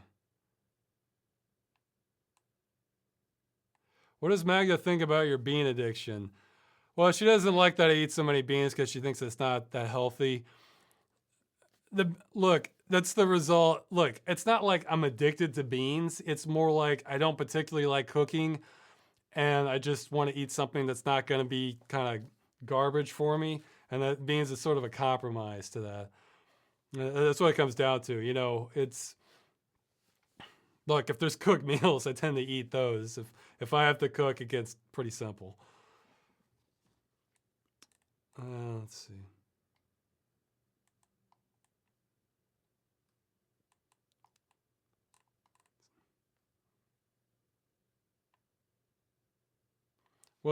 Ross, what's your opinion on the new Unreal Tournament beta?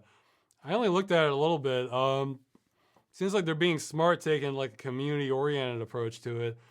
I didn't think much of Unreal Tournament 3, but 2004 is... I played way too much of that. It'll probably end up being pretty good because I think there'll be a community effort that'll kind of resurface on it. Okay. This person keeps asking the same question over. Oh, okay, I'm way behind on the. I managed to hold on to some of the older messages, but then like Twitch likes to move it up a little bit as people send more. So then I'm wasting time looking at ones I was trying to find.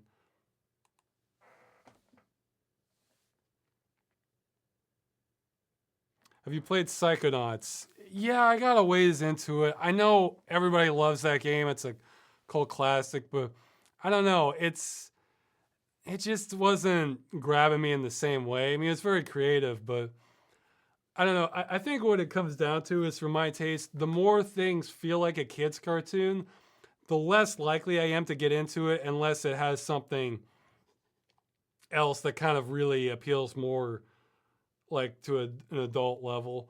And Psychonauts definitely has some of that, but I don't know. It wasn't quite grabbing me as much. So yeah, I'm probably really pissed. Between this and BioShock, I'm probably really pissing people off in this stream. Ross, what's your opinion on the Witcher series? I've only played some of the first one. It's kind of dry, really, the first one, but I can tell there's a whole lot of quality went into it. It's probably the assets they're going to be using for the movie, so I'm going to have to go through it to a certain amount. But it probably gets better later on. Did you receive a custom mouse yet? No, not yet.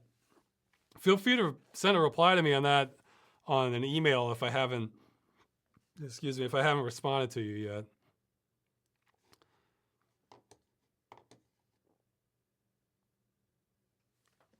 Which animal do you think is the happiest of all animals and why? Dogs. I mean, some of them. I mean, they just look and act so incredibly happy.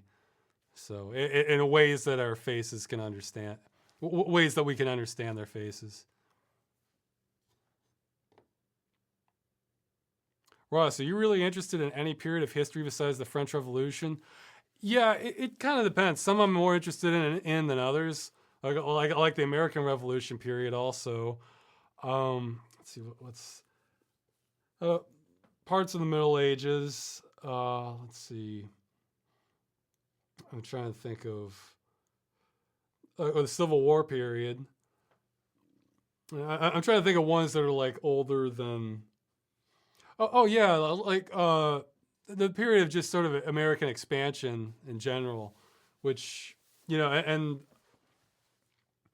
some things would be kind of pretty interesting. Also, like even for Native Americans, the history actually goes so far back. Like, I mean, some I'm more interested in than others, but I mean, they had giant cities. Like they were enormous population with big cities. We basically just wiped them out with disease. What are some other periods? Well, yeah, the Black Death is pretty interesting. Well, yeah, okay, pretty interesting. But that was so far long ago. No one had a relative that they know of was part of the Black Death, I don't think. But that's one of the closest things we've had to a post-apocalyptic scenario. The Romans and Greeks. I used to read a whole bunch of mythology actually when I was a kid. But yeah, it depends. I mean, it's sort of like an aesthetic feel, like whether this period seems kind of more interesting to me than another one. And I think a lot of that has to do with your personality and where you've grown up, that sort of thing.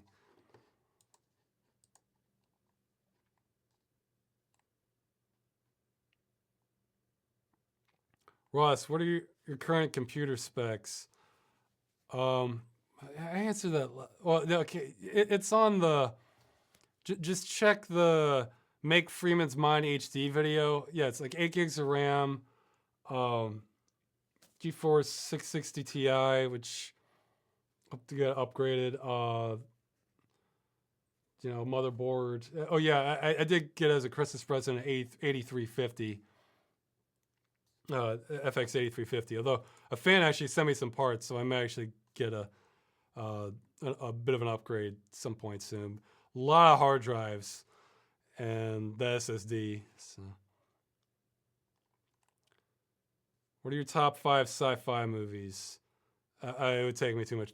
It's not something I can answer on the fly. I'd have to think about it. Andromeda Strain would probably be on the list somewhere, though.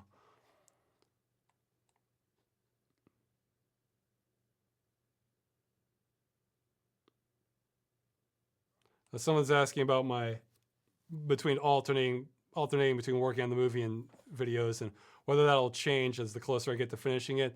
Yeah, probably. Once I get like kind of close to finishing it, I might neglect the shorter videos more.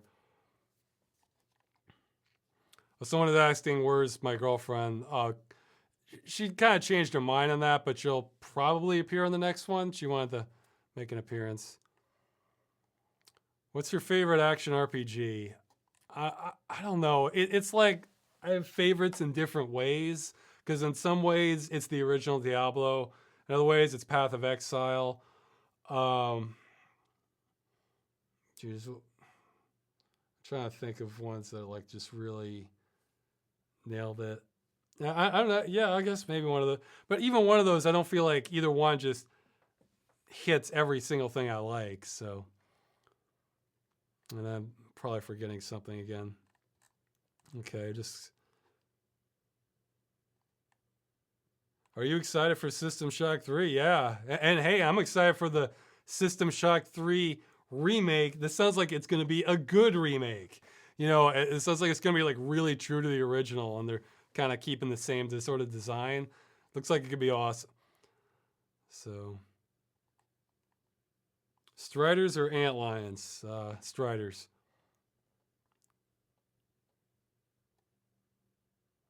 For a small point in my life, my hair was blonde. Now it's just dark brown. I always thought it was weird. Has this ever happened to you? I have some small blonde highlights, like real minor. You know, ever since I was like 19 or 20 or so, I actually have this real small gray patch, like just white, not even gray. And I forget where it is on my head. It's like somewhere on my head, and if I don't shave, like, yeah, like right here, it can, it's almost like you'd think I got hit by lightning or something. So, Ross, what's your opinion of DC Cinematic Universe that Zack Snyder is building? Also, which DC or Marvel movie are you looking forward to the most? I saw the news. Well, okay, it's not new now, but Man of Steel, it didn't grab me that much. I don't know. Yeah, apparently somebody made a good comment on the trailer for the new Batman and Superman one. Like, it needs more pathos. They're like, I don't know. It's just, it wasn't grabbing me. I've never been like a huge comic book fan, so in order for a comic book movie to interest me, I kind of have to really like what they're doing with it. And I don't know. It seems like for Superman, the way to make that more interesting for me would be to just really show off just how super he is. Just have him just solving just an incredible number of problems that just makes the other heroes just look like they don't have a chance. So, for the DC ones, there's like I think it's DC. They're doing the Suicide Squad. That might be interesting because the Joker is a great character. I'm not sure how I feel about the new one, but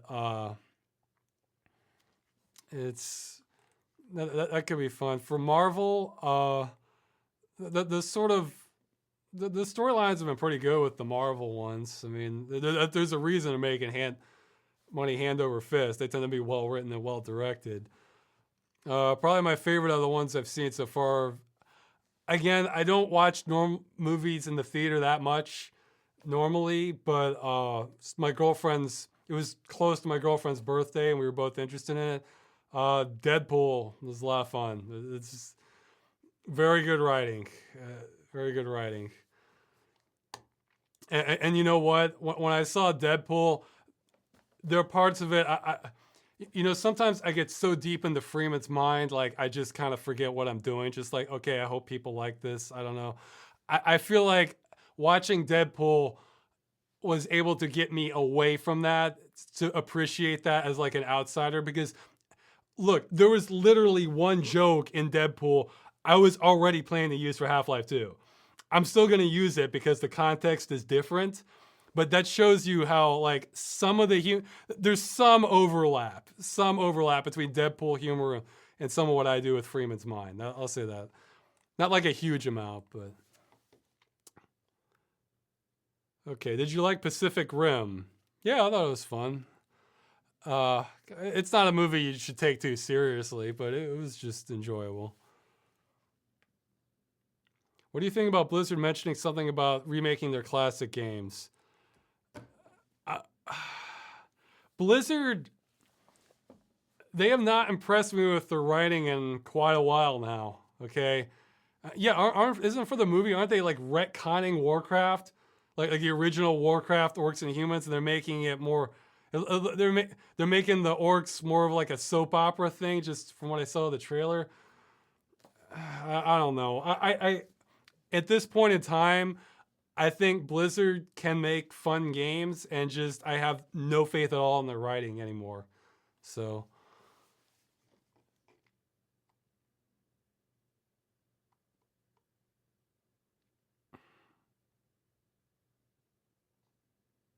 Okay, someone's asking what I think of all the different platforms like GOG, Origin, Uplay, oh UWP. That one's new. That's I don't have time to talk about that one right now. But I don't know. I just sort of see them all as their own thing. It's Good Old Games or GOG. That's the one that stands out because you can download the game. Guess what? You have the game. You can play it forever.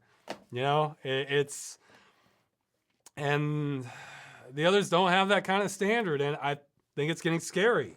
I mean, the ones that can be cracked eventually so you can play the game you own offline, great. But, I mean, I'm fine with companies having their own platforms if they want, but that's what it all comes down to me. Can I play this game in 5 years? Can I play this game in 10 years? You know, very few companies willing to commit to that. And it drives me nuts. Have you ever done any voice work for a video game? I think I did one for like a mod that somebody contacted me about. Can't remember. I was the #2 finalist actually for the lead role in Unepic. I applied for that one. I didn't make it, which is okay. But other than that, no, I don't think I've done any that I can remember.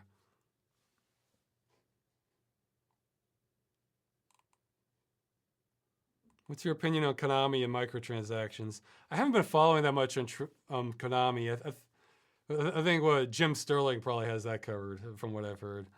I watch a few of his videos sometimes. Okay, this is sort of a generic question. I think it was asked last time. Yeah. Oh man, I fell way behind on the questions. Okay, I'll try. I'm getting more selective about which ones I'm picking now.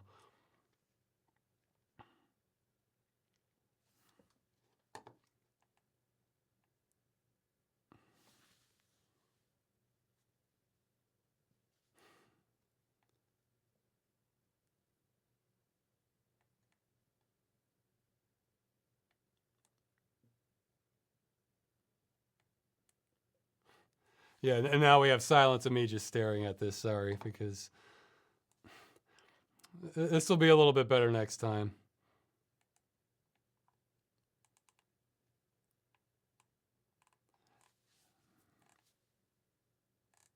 Yeah, see, a lot of these, I guess I was able to keep more of the questions in the chat than I thought, so I'm seeing a lot of repeats. What's your favorite color? I'm sort of dark purple. Let's see. Somebody's asking about the next Ross rants. There's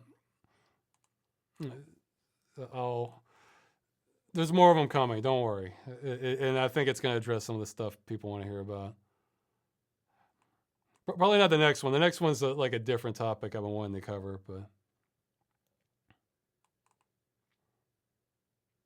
Ross, do you ever plan on moving out of Poland?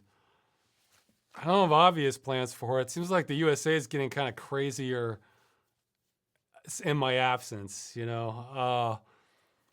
That's the other thing is for cost of living. I mean,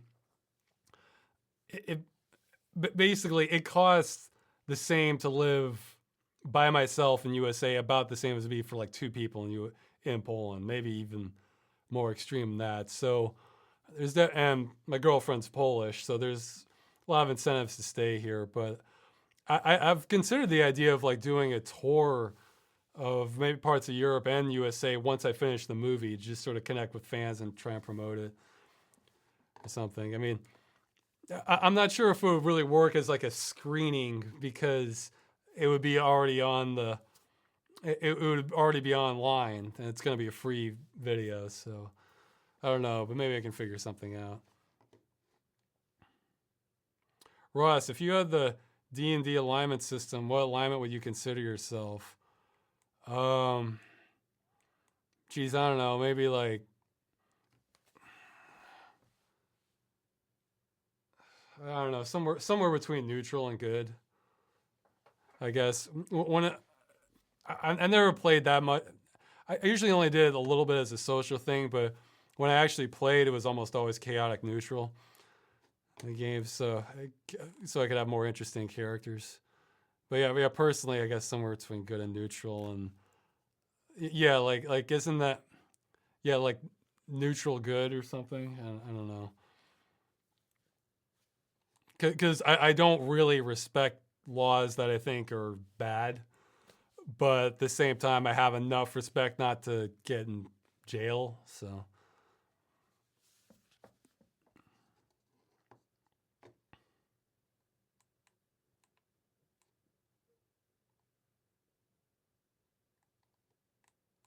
here.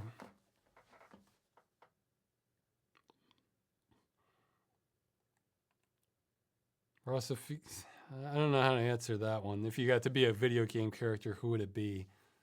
Like if I get to be a video, I mean, I'm either me or like which video game character would I want to be? Like, yeah, maybe that's what he means. Which video game character would I want to be? Let's see. I don't know. I'd have to think about it. I don't have an easy answer for that.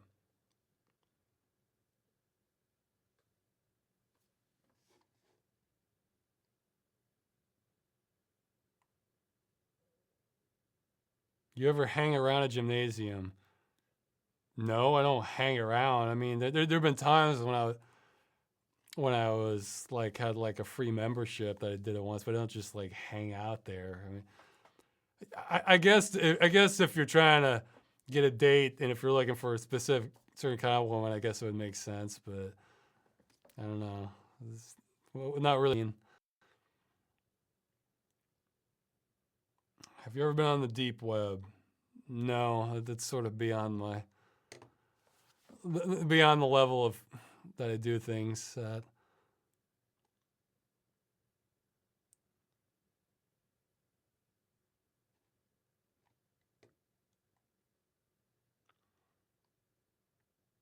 Okay, here's a good, interesting question. If the future would end up being like in one of the movies, Equilibrium, Hunger Games, Matrix, V for Vendetta, or Mad Max, which one would you choose to live in? Why? Okay, let me think. You know, I want to. Okay, it's been a while since I've seen it, but I want to say maybe V for Vendetta is like the least hostile towards the average person in that. Uh, because like Equilibrium, it would just be hell if you're not like part of the elite. Hunger Games, similar story, uh, little maybe a little less hell. Matrix, you're tied up to a machine, so your body be atrophying, even if you're in. I mean, Matrix wouldn't be that bad except your body's atrophying. So, and if you're in an underground, you're being hunted by machines. V for Vendetta, it's just like really oppressive. And if you weren't causing waves politically, life might not be complete hell. I don't know. This is what I remember. And Mad Max would just be hell, not a quarter. Ross, will you cover mods for the game dungeon? Yeah, probably at some point. What does that lamp look like when it's turned on? Okay. Okay, it's not plugged in right now. I use more lamps when I'm recording the more official videos.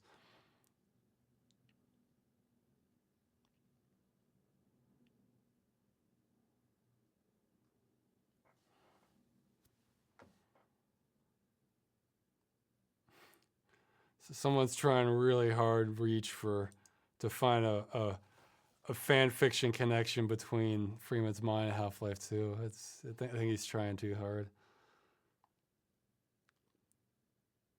What are some custom maps you recommend for Unreal Tournament 9904? There were so many. I mean, I actually played. I would typically just play whatever the person was hosting. I'm trying to remember. I just can't remember the names. There's sometimes would be custom servers that would have because almost all I played was Onslaught in Unreal Tournament 2004. So I don't remember the names of the ones. I played a whole hell of a lot of Torlin, but that's a default map, and I love the variants on it. Like sometimes they have it at winter or at night, or like a different node arrangement and it'd be larger. But what's your favorite spot to be in a video game map? Like a favorite level? Well, actually, System Shock 2.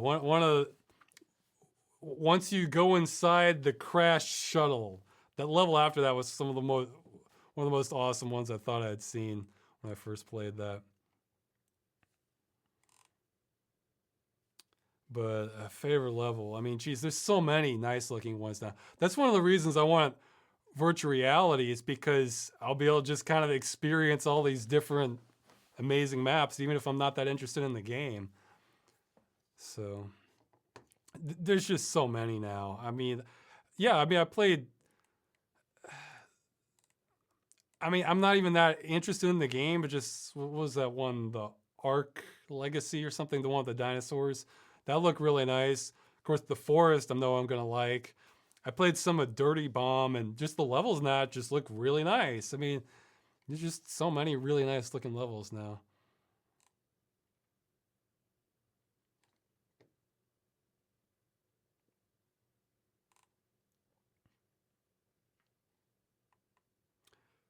Do you have any idea of how Freeman would react to Dr. Clarence Pet Headcrab Half-Life 2? Yeah, I already have that plan. Again, there's some things I already have planned for Half-Life 2.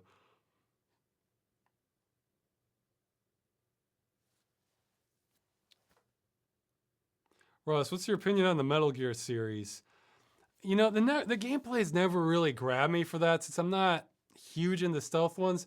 I have watched a full playthrough of the first Metal Gear Solid.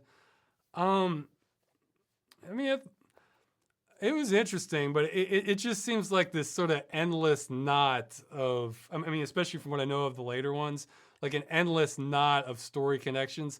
Like, I think I even saw this one article saying that like Ocelot Revolver was like a quintuple agent or something, not a double agent. No, it goes beyond that. And a friend showed me some criticisms. I think it was for Metal Gear Solid 4, where like I'm fine with lots of cutscenes. I don't mind, because I like games, I like movies, sure, you know. But he sent me a sample of one where it's almost like they're just wasting your time with some of them. I mean, it's just, I mean, just from a directing standpoint, like, okay, we've been watching this boat sit here for like a minute and a half.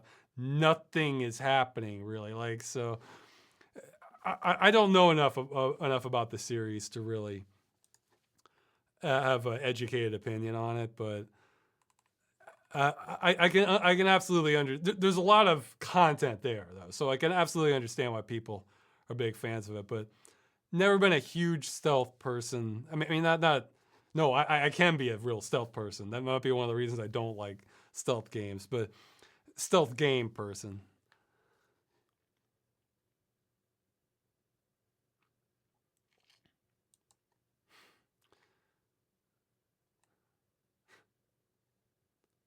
Okay. So some of these questions are getting kind of like, it would take too long to answer them. Ross, is it hard for you to talk over 2 hours?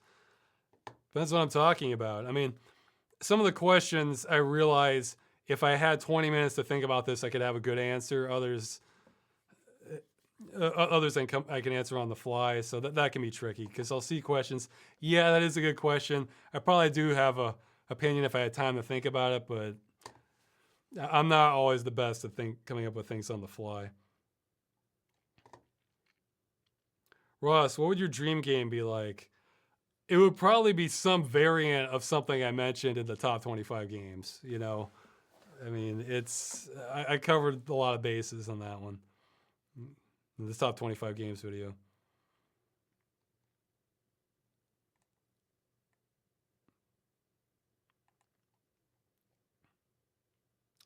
Did you or do you play any sports? I mean, back when I there were people in the neighborhood, I would play basketball. In school, I did kind of cross country and track. Basically did like distance running, and I also did long jump and hurdles. Uh, I have the wrong body build for something like football. I'm not the. Yeah, I think as a kid I did like my parents had me do like softball or like little league stuff. I didn't really care for baseball that much. Uh, but basketball I like all right. Like in, I mean it was not official or anything, but in gym would do some like volleyball. It's okay.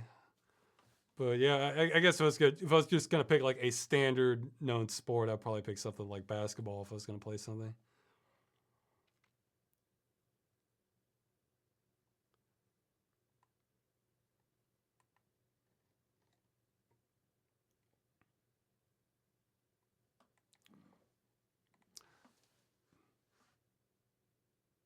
Russ, do you have any plans to cover more Flash games? Yes, I've got one plan.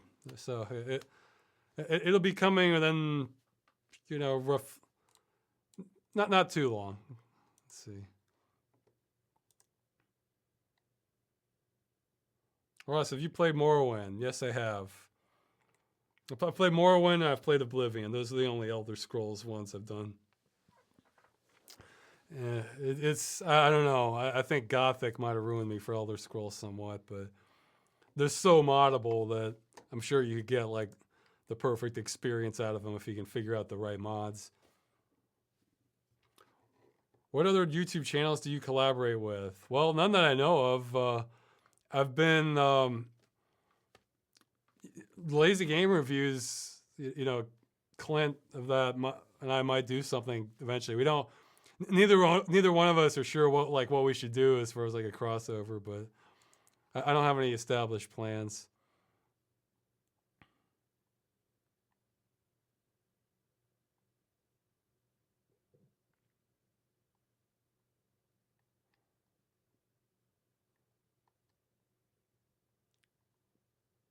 Yeah, okay. So, because not everybody knows this, feel free to spread the word, guys. Freeman's Mind 2 is real. I do plan on making it at some point. I need to get more progress done on the movie. I know I've stated that, but that's obviously a question I get a whole lot.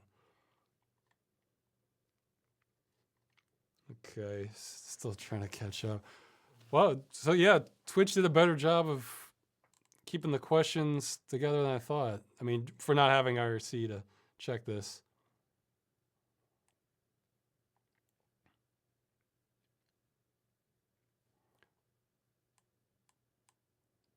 The card question, I think I might have answered last episode or the one before it. I can't remember. So I don't have a car now. I used to have Ford Festiva and a Chevrolet Celebrity. I remember 1990 Chevrolet Celebrity wagon. That's the name of the station wagon I used to have. I remembered it after I did the episode.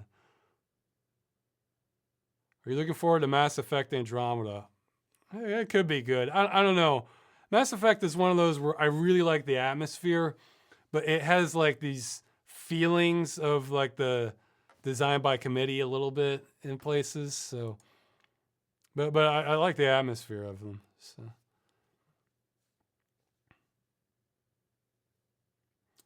Somebody's asking if I have more stories like the one I have with Metal Dave. Yeah, I'm sure I have some. It's a matter of remembering them as the situation arises. Ross, do you know any programming languages? No. At one point, I might have known small bits of BASIC. I don't know. But I forgot. I'm not a programmer. So but that also means I actually have, because I do have a sense of it. I have lots of respect for people who do programming because I realize how much work it is, and I'm not like some, even though it may sound like it, some of the reviews, I'm not like some reviewers and just take some of this stuff casually. Like, I realize how much games are technical marvels. I mean,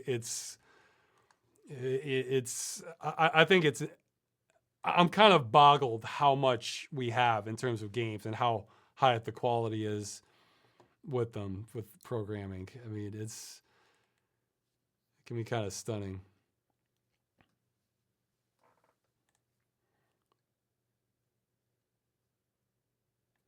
What do you think about the Souls-like games and Soul series? Well, I haven't played them yet. I've only seen the playthrough of Demon Souls since I didn't think I don't have I don't have a PS3, so I wasn't gonna get around to playing it. But from what it struck me, parts of it look pretty good. Like, but it's like when I was watching this, it seems like if you were real careful, like you could get through it, like a real observant. And I like that, like hard but fair. But then what I saw when you get to the boss fights, it seems like no, you gotta know that pattern. Like I don't know. That was my impression based on watching it. Maybe somebody can tell me if I'm off base. But I do like hard but fair games. But I don't know. I think once you get to the bosses, it's like you gotta know that pattern. You know, if you don't know that pattern, well, tough. So I'm not huge on trial and error games unless you really have a chance going through it the first time.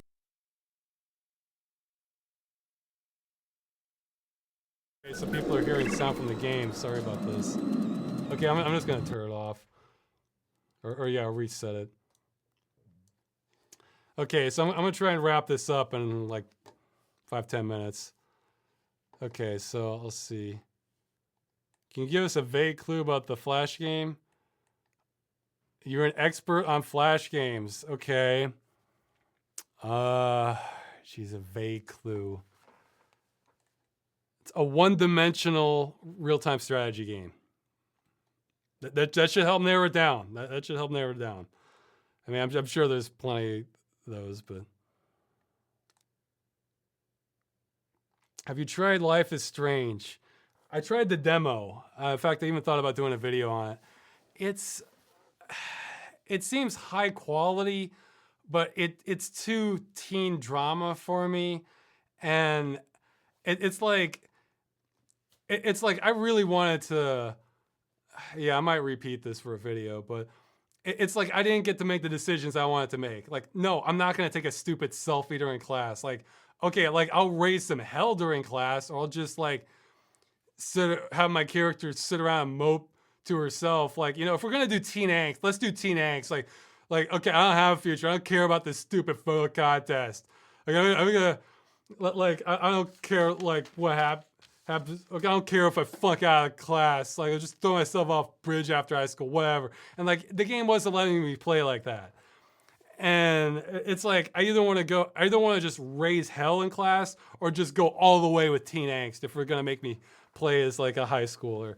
And it wasn't, I'm the wrong demographic, or I'm the wrong audience. So, but it did look high quality from what I saw. What is your favorite 3D computer animated movie? Okay.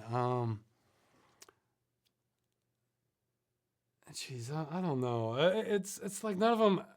I'm either forgetting one or none of them have ever like really grabbed me. Because, you know, I mean, I know Pixar makes good ones, but they tend to just not be quite what I'm looking for. I don't know. I can't. I'm having trouble thinking of one. Because it's kind of rare that you get a 3D animated movie that's not like intended for kids. And I don't know. It's like I don't mind one intended for kids, but I like ones that like really give stuff for adults too. And you get some of that with Pixar movies, but not completely.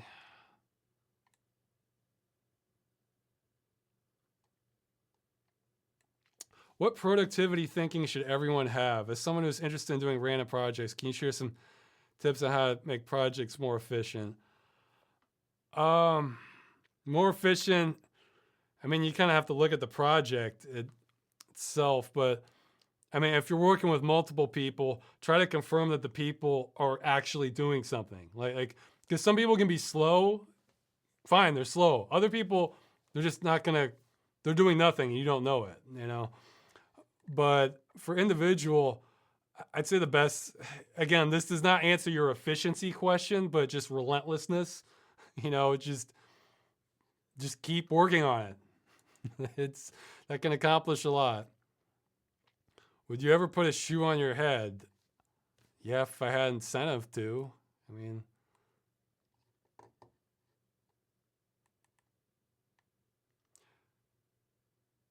okay, I'm gonna.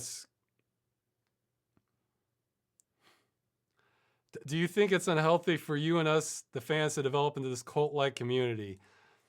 I don't even think of this much like a cult, really. I mean, I'm not buying property, getting selected people to come there, have you do manual labor and, no outside communication and like sign over funds to me, I mean, I'm happy to talk with fans, so I'm fine with keeping it going. And now I get less of the "Hey, it was Ross dead" comments that I used to get when I want to communicate for a few months. So okay, I should wrap this up soon. I'm just gonna skim the questions real quick, see if there's anything I really like. So you have like a minute to type any more that I'll consider for the finalists. Then I'm gonna shut it down.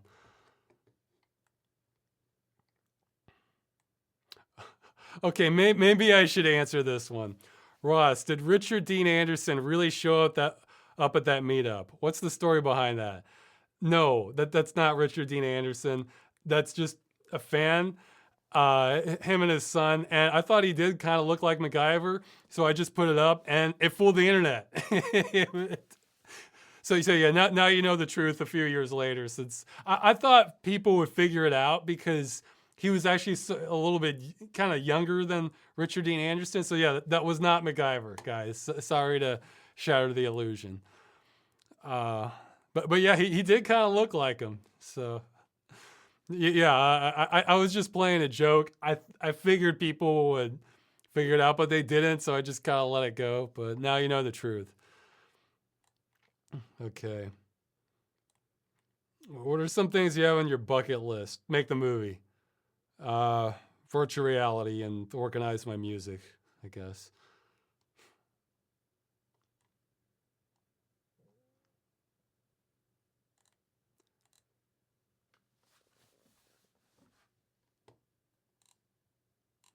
Okay, scrolling for more questions.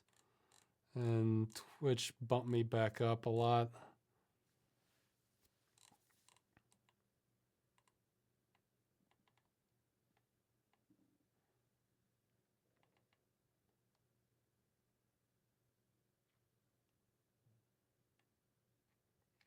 Is it okay if I make a Half-Life 2 mod based on you and your experience with the Machinima Company?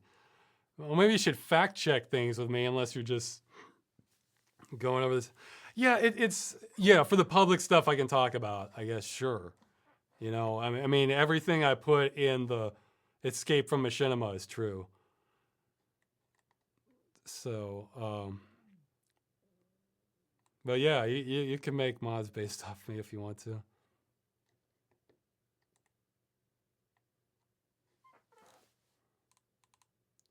Okay, getting close. Let's see. Have you ever heard of Snatcher from 1988? I think I have seen that movie. I'm trying to remember. Is that the one where like the alien force keeps body swapping with different like cops and criminals? I don't know. I'll check. And the movie wasn't bad. The one I saw, the one I'm thinking of. So. Ross, do you have any games that you want to cover on a Game Dungeon? Well, ones that I'm not into the genre are. I mean, where my opinion is just, I'm not going to add any. I have nothing to say that hasn't been said already, I guess, you know. Russ, instead of plant, okay, he's saying, what about Sven co-op instead of PlanetSide 2? That will get explained in the PlanetSide 2 video. This is what I want to save for the video, because I'm going to cover a lot of questions, concerns. I'm going to try and make it condensed. And then, hey, if you've never played PlanetSide, should not be a problem. The video should tell you all you need to know. Okay, yeah, here's a good question. What do you think about the game The Flock, which will shut down when a certain amount of people die in game? I obviously don't like any games being killed, okay? For that one in particular, I see that more as like a performance art thing. You know, it's like they're being artsy because the game's going to shut down. So that sort of thing I tolerate. You know, you're not making this huge. Whoa, okay, I got disconnected. I guess that's a sign I should cut this off soon. So, yeah, okay, answer the. Well, I guess that answers the earlier question about Polish internet. So, okay, so the flock question.